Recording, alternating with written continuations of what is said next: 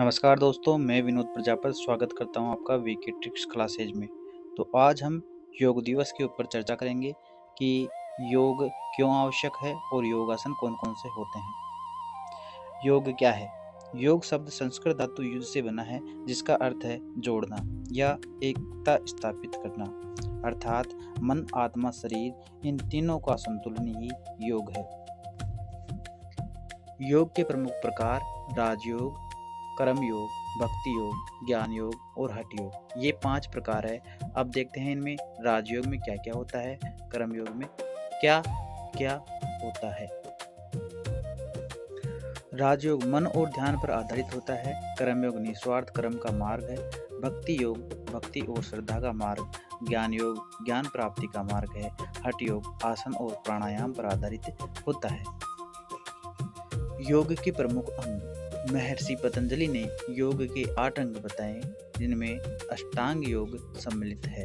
अष्टांग योग का तात्पर्य 8 अंग जिनमें पहला यम, दूसरा नियम, तीसरा आसन, चौथा प्राणायाम, पांचवा प्रत्याहार, छठा धारणा, सातवां ध्यान और 8वां है समाधि।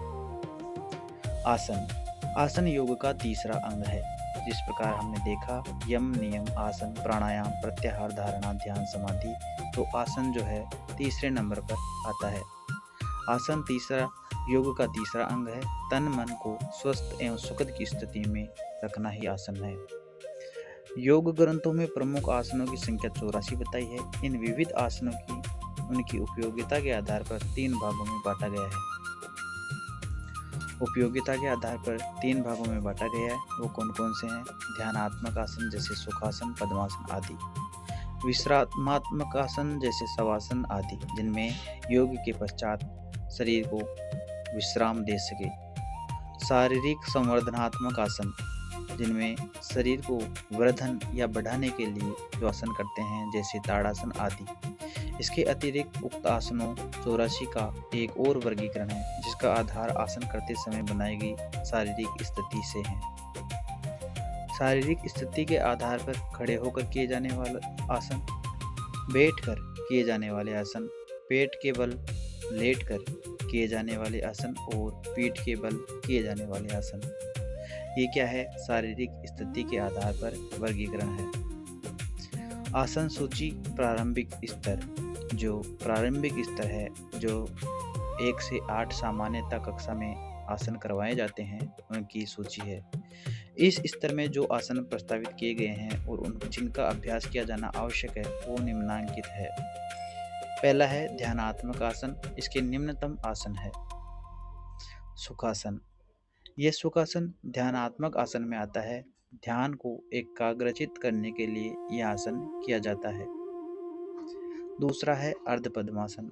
ये जो है एक पांव को दूसरे पांव के ऊपर रखकर किया जाता है।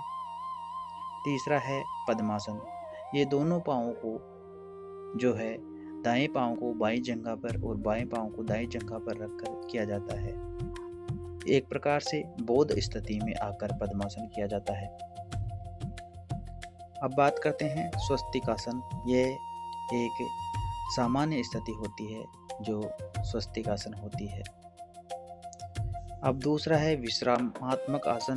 शरीर को पूर्णतः विश्राम की अवस्था में ले जाने के लिए निम्न आसन किए जाते हैं। जब शरीर थका हारा होता है तो उसको विश्राम के लिए जो विश्रामात्मक आसन किए जाते हैं वो ही विश्रामात्मक आसन श्रेणी में आते हैं। पहला है शवासन। पीठ के बल सीधे लेटकर शवासन किया जाता है। इसमें शरीर को पूर्णतः ढीला छोड़ दिया जाता है और आंखों को बंद कर गहरी सांसें ली जाती है। दूसरा है मकरासन। इसमें पेट के बल लेटकर शरीर को पूर्णतः ढीला छोड़ दिया जाता है और अपनी पूर्ण जो है थकान के लिए यह आवश्यक आसन है। तीसरा है बालासन। जैसे छोटे बच्चे लेटते हैं उसी प्रकार हम पेट के बल लेटकर ये बालासन करते हैं। इन आसनों को पूर्ण विश्रामासन कहते हैं क्योंकि विश्राम स्थिति में ये आसन किए विश्राम स्थिति के लिए ये आसन बेहद ही महत्वपूर्ण भी है। फिर है तीसरा, शरीर को विभिन्न प्रकार से लचीला बनाना, पुष्ट बनाने के लिए निम्न आसन किए जाते हैं, जैसे ऊर्ध्व ताड़ासन। इसमें अपने पंजों के बल सीधा खड़ा होकर अपने दोनों हाथों को आसमान की तरफ ऊंचा उठाकर कमर को सीधा किया जाता है। फिर बात करते हैं ध्रुवासन। इसे वृक्षासन भी कहा जाता है। इसमें एक पांव को दूसरे पांव की जंघा पर रखकर नमस्कार स्थिति में खड़े होकर किया जाता है। ये शरीर में जो है बैलेंस बनाने के लिए या एकाग्रचित होने के लिए लाभदायक है। तीसरा है सरल वृक्षासन। इसमें सुबह के समय यह आसन सरल वृक्षासन इसलिए कहलाता है क्योंकि जैसे एक वृक्ष हवा में इधर उधर हिलता है और अपने आलस्य को दूर करता है, उसी प्रकार मनुष्य भी वृक्ष की भांति हाथ ऊपर करके इधर उधर कर सुबह उठने के बाद ये आसन किया जाता है। फिर है पर्वतासन। हाथ और पंजों के बल ऊपर उठकर यह आसन किया जाता है। बात करें पाद हस्तासन की तो पांव और हाथों को नीचे झुककर एक जगह लाया जाता है। फिर है ऊर्ध्व हस्तासन। सीधे खड़े होकर हाथों को पीछे की तरफ मोड़कर ऊर्ध्व हस्तासन किया जाता है। गुरुड़ासन। यह एक पांव को दूसरे पांव से लपेटते हुए एक हाथ की कोनी को दूसरे हाथ की कोनी से लपेटते हुए किया जाता है। फिर है वृक्षासन। यह सिर के बल या फिर हाथों के बल उल्टा लेटकर किया जाता है। त्रिकोणासन में एक हाथ को पांव के ऊपर टच करते हुए दूसरे हाथ को जो है उल्टी दिशा में किया जाता है। फिर बात करें वीरभद्रासन। दोनों पांवों को कम से कम 3 या 4 फीट का गैप रखते हुए दोनों हाथों को ऊपर मिलाकर वीरभद्रासन किया जाता है। अर्ध चक्रासन। चक्रासन का तात्पर्य एक पहिया है। अर्ध पहिए की स्थिति में आकर यह आसन किया जाता है। वीरासन है जो वज्रासन में बैठकर दोनों हाथों को ऊपर उठाकर किया जाता है। बात करें कोणासन तो कोणासन जो है त्रिकोणासन की तरह ही किया जाता है। इसमें बस एक हाथ ऊपर आसमान की तरफ रखा जाता है। अर्धकटी चक्रासन का अर्थ है पीछे की तरफ जो है कोहनियों को आगे की तरफ स्कंद के ऊपर हाथ रखकर किए जाने वाला आसन। मकरासन है उल्टा लेटकर किया जाने वाला आसन। फिर है वज्रासन। दोनों पांवों को अपने नितंबों के नीचे रखकर अपने दोनों हाथों को टखनों के ऊपर रखकर किया जाने वाला आसन। सिंहासन है। ये एक हास्यासन भी है जो मनोरंजन के लिए किया जाता है। अपने मुख से शेर की तरह दहाड़ निकालते हुए इस पोजीशन में बैठ के किया जाता है। फिर हास्यासन की बात करें तो हास्यासन भी एक मनोरंजन जो है आसन है। ये भी दोनों पांवों को पद्मासन स्थिति में रखते हुए जोर जोर से हंसना, इसलिए क्योंकि इसमें गुर्दे और फेफड़े की स्थिति सही रहती है। फिर बात करें उष्ट्रासन तो ऊंट की भांति उल्टा होते हुए अपने हाथों से एड़ियों को छूकर यह उष्ट्रासन किया जाता है। अर्धचंद्रासन में जैसे एक पांव को आगे रखकर दूसरे पांव को पीछे रखते हैं और दोनों हाथों को ऊपर करके किया जाता है। ध्यान रखें इसमें टखना नीचे जमीन के ऊपर नहीं टिकना चाहिए।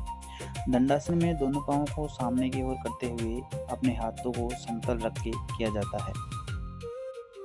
फिर जानु शीर्षासन में एक जो पांव है उसको सीधा रखते हुए दूसरे पांव को समेटते हुए अपने हाथों को पांव की पगतलियों को पकड़ते हुए टखने के ऊपर से रखते हुए ये जानु शीर्षासन करते हैं। आकर्ण धनुष टंकारासन जो है एक धनुष के आकार में किया जाता है। फिर बात करें अधर्म मध्यस्त्रासन जो अपना जो है कमर के लिए किया जाता है और इसमें पीछे की तरफ घुमा जाता है। बद्ध पद्मासन जो है पद्मासन की स्थिति में बैठकर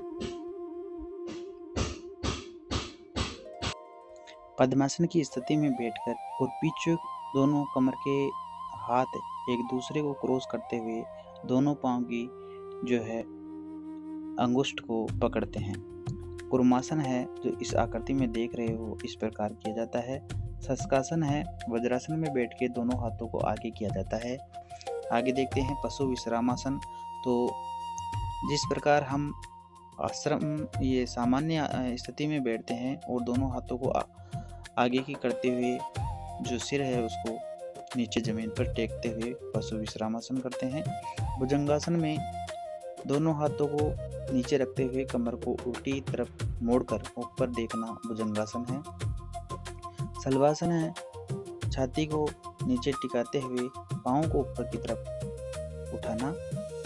फिर बात करें धनुरासन में, जो धनुरासन में है जो पेट के बल लेटकर दोनों हाथ और पाँव को उल्टा पकड़कर धनुरासन किया जाता है। पृष्ठतानासन है उल्टा लेटकर हाथों और पाँव को लंबा खींचना। उत्तान पादासन है सीधा लेटकर पाँव को ऊपर की ओर उठाना। नौकासन है जिस प्रकार आप इस आकृति में देख रहे हो, पेट के बल लेटकर जो है हाथों और पाँव को सीधा उठाना। पवन मुक्तासन है जो अपने हाथ और पाँव को सिकेड़ते हुए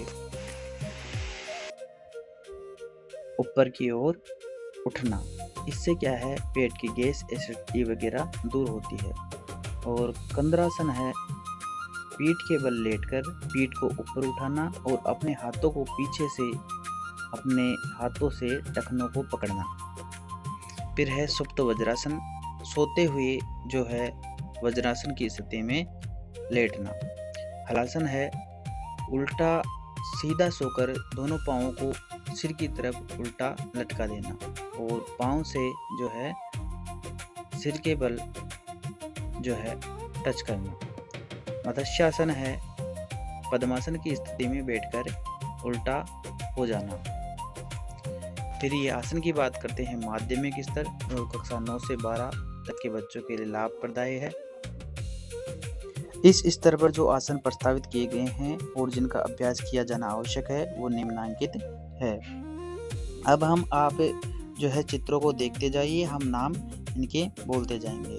उत्थानासन जिस प्रकार चित्र में है, अर्धचंद्रासन जिस प्रकार आप चित्र में देख रहे हो, ऊर्ध्वमुख सोवानासन जो आप चित्र में देख पा रहे हो, अधोमुख सोवानासन, उत्कटासन, पद्म प्रवातासन।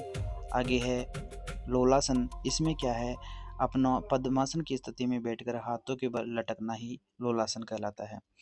पश्चिमोत्तानासन, योग मुद्रासन, पूर्ण धनुरासन, पार्श्व उत्तानासन, परिवर्त पार्श्व कोणासन। आगे है उत्थित पार्श्व कोणासन, बकासन, ब्रह्मचर्यासन, आकर्ण धनुष्ट्राकासन, मेरुदंडकासन, हस्तपादा गुष्ठासन। भूनमनासन, नक्रासन, त्रियक भुजंगासन, सेतुबंधासन, कर्णपीडासन, शीर्षासन।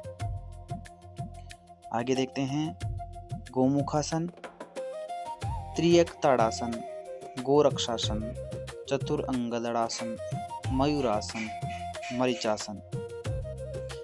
सुप्त वज्रासन, नटराजासन, सिद्धासन, दीर्घ नौकासन। तोलासन, कुक्कुटासन, अष्टवक्रासन, मार्दरासन, कपोतासन, विपरीत नौकासन। भोकासन, सुप्त वीरासन, विपरीत करणी, सर्वगासन, मत्स्यासन, वृक्षासन द्वितीय। दोस्तों ये जो आसन थे ये उच्च प्राथमिक के बच्चों के लिए जो है आवश्यक है। इनको क्या है, थोड़े इनका आसन की जो शैली है थोड़ी कठिन पड़ती है, इसलिए किशोरावस्था में ये आसन करने चाहिए। और इन सभी को आप एक बार दोबारा जो है चित्र के माध्यम से समझ सकते हो।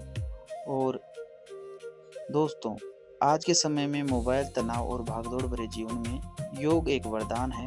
यदि आप प्रतिदिन केवल 20 मिनट योग करते हैं तो आप शारीरिक, मानसिक और भावनात्मक रूप से अधिक स्वस्थ रह सकते हैं। जिस देश ने दुनिया को योग दिया उस देश का युवा यदि योग नहीं करेगा तो ये हमारी सबसे बड़ी भूल होगी। एक संकल्प ले, रोज योग करेंगे, स्वस्थ भारत बनाएंगे। वीडियो पसंद आए तो लाइक करें, शेयर करें और चैनल को सब्सक्राइब करें। और एक जो है कमेंट में लिखे, मैं रोज योग करूँगा। जय हिंद, जय भारत। धन्यवाद दोस्तों। अगर आपको चैनल पर जो है कंटेंट पसंद आता है तो लाइक करें, कमेंट करें, सब्सक्राइब करें। धन्यवाद दोस्तों।